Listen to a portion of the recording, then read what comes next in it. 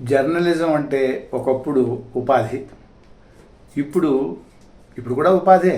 కానీ అప్పుడు సొంతంగా చేసేవాళ్ళు. ఒక నార్ల వెంకటేశ్వరరావు గారైనా, ఒక పొత్తూరు వెంకటేశ్వరరావు గారైనా, కూచుమంచి సత్యసుబ్రహ్మణ్యం గారైనా, ఏబీకే ప్రసాద్ గారైనా, ఇలా వీళ్ళంతా వాళ్ళకి సిద్ధాంతాలు ఉండేవి. ఆ సిద్ధాంతాల ప్రకారం ఎడిటర్గా చేసేవారు. వాళ్ళు చెప్పిందే నడిచేది. కానీ కొంతకాలం తర్వాత పత్రికలు, ముఖ్యంగా జర్నలిస్టులు యజమానుల చేతుల్లోకి వెళ్ళిపోయారు. ఆ యజమానులకి రాజకీయ నాయకులకి మధ్య అవినాభావ సంబంధం ఏర్పడిపోయింది. ఈ ఏర్పడటంతో ఎవరు ఏ పార్టీకి లేకపోతే ఏ నాయకుడికి మద్దతు ఇస్తే ఆ నాయకుడికి అనుకూలంగా ఆ పత్రిక రాయడం, ఆ పత్రికలో పనిచేస్తున్న జర్నలిస్టులు అది శిరసా వహించక తప్పదు. కారణం ఏంటంటే ఉద్యోగం, ఉపాధి కోసం వచ్చాము, అది ఉద్యోగం కూర్చుంది. ఉద్యోగం కాస్త బలవంతం అయిపోయింది.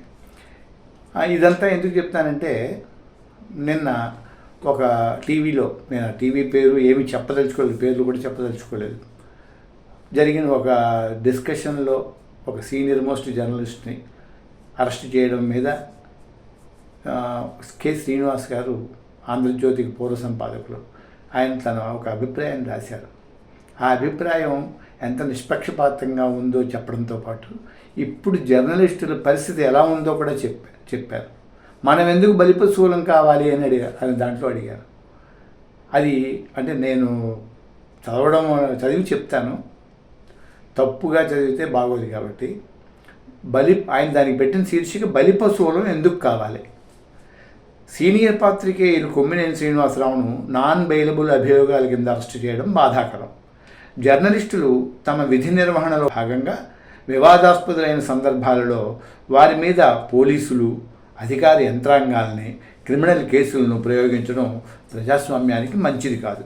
జర్నలిస్టుల అరెస్టులను సాధారణీకరించే క్రమం ఒక పద్ధతి ప్రకారం జరుగుతోంది.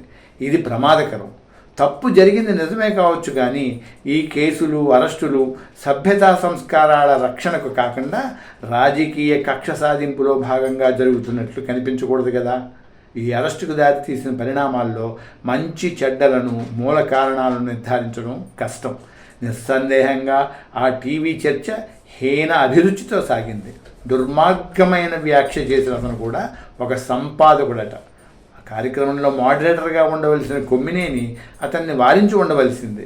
తాను ఆ వ్యాఖ్యతో ఏకీభవించడం లేదని అప్పుడే స్పష్టం చేసి ఉండాల్సింది. ఆ ఛానల్ తర్వాత అదే పని చేసి చేతులు దులుపుకుంది. మరి ఆయన ఎందుకు ఆ పని చేయలేకపోయారు? బాధ్యతాయుత ప్రవర్తన నుంచి ఎడంగా జరిగే సందర్భాలు పాత్రికేయులకు, ముఖ్యంగా సీనియర్ జర్నలిస్టులకు నేటి కాలంలో తరచూ వస్తున్నాయి. అందుకు మీడియాలోని పోలరైజేషన్, ఒత్తిళ్లు కూడా కారణం. పబ్లిక్ వేదికల మీద దుర్భాషకు పట్టం కట్టింది అధికార ప్రతిపక్ష పార్టీలే. మీడియాను శిబిరాలుగా చీల్చింది కూడా అవే. అధికారంలోకి రాగానే ఎదుటిపక్షం జర్నలిస్టులను వేధించడం అన్ని ప్రధాన పార్టీలకు అలవాటైంది.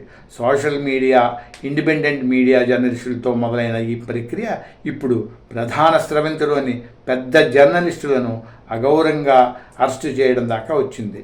మరి మన జర్నలిస్టులు మాత్రం ఈ అధికార మీడియా క్రీడలో ఎందుకు భాగం కావాలి? ఎందుకు అత్యుత్సాహం చూపాలి? ఎందుకు బలిపశువులు కావాలి? ఇది ఆంధ్రజ్యోతి పూర్వ సంపాదకులు కె శ్రీనివాస్ గారు రాసిన తన అభిప్రాయం. అంటే చాలా స్పష్టంగా చెప్పారు ఆయన దాంట్లో. రాజకీయ పార్టీలు, ప్రధాన స్రవంతి మీడియా ఒకటైపోయాయి. అందులో పనిచేసే ఉద్యోగులు దీంట్లో బలిపశువులు అవుతున్నారనేది ఆయన సారాంశం. ఇది మనం ఆలోచించుకోవాల్సిన అంశం. ఇప్పటివరకు సోషల్ మీడియా యాక్టివిస్టులని వాళ్ళని అరెస్ట్ చేసుకుంటూ వచ్చారు. ఇప్పుడు ప్రధాన స్రవంతి దాకా వచ్చింది. ఇక ముందు ఎలా అవుతుంది అనేది ఆయనది. కొంతమంది జర్నలిస్టులు అంటే ఉపాధి కోసం తప్పదు అనుకున్న వాళ్ళకి ఏం చేయలేం. స్వతంత్రంగా ఉండవలసిన జర్నలిస్టులు ఇలాంటి మీడియా, రాజకీయ పోరాటంలో బలిపశువులు కాకూడదన్నది ఆయనదే కాదు, ప్రపంచం యావత్తు అదే కోరుకుంటోంది. ఇక్కడ మేమేమి కొమ్మినేని శ్రీనివాసరావు గారిని సపోర్ట్ చేయడమో లేక టీడీపీ ప్రభుత్వాన్ని ఖండించడం అని చేయట్లా. మీడియా చాలా జాగ్రత్తగా ఉండాలి, బాధ్యతతో వ్యవహరించాలి. ఒక మీడియా అధినేత చెప్పినంత మాత్రాన దాని ప్రకారం వెళ్తే ఎలాంటివి వస్తాయో ఇది చెప్తోంది.